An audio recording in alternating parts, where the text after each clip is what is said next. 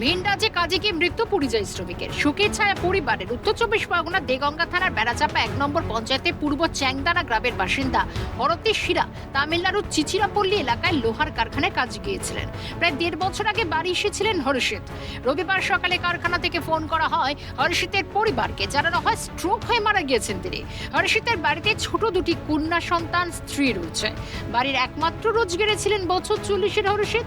তার মৃত্যুতে শোকের ছায়া পরিবারে, সরকারি সাহায্যের আবেদন পরিবারের। আজকে হঠাৎ করে এখান থেকে খবর এসছে সকালবেলায় যেরকম স্ট্রোক করেছে। করে মারা গিয়েছে? হ্যাঁ, ওই মারা গেছে। কর্মস্থলে নাকি হাসপাতালে? এখন সেইটা শিওর যাই না ওখানে। তা কিভাবে চলবে, আপনার কি এখন চাইছেন? আমরা চাইছি যদি সরকার কিছু সাহায্য করে, 2টো বাচ্চা নিয়ে যেতে আমরা খেয়ে পরে থাকতে পারি। কি এসেছিল বাড়িতে বেড়ানোর পরে ওখানে চলে গিয়েছিল। চলে যাওয়ার পরে ওখানে শুনলাম যে কালকে নাকি হঠাৎ করে স্ট্রোক হয়েছিল, স্ট্রোক হয়ে মারা গেছে, নাক দিয়ে মুখ দিয়ে রক্ত বেরিয়েছিল, মারা গেছে। আমি তো বলতে পারবো না, আমরা তো এখানে আছি, ওখানে লোক ঠিক বলতে পারবে কি হয়েছে ব্যাপারটা, আমরা বলতে পারবো না।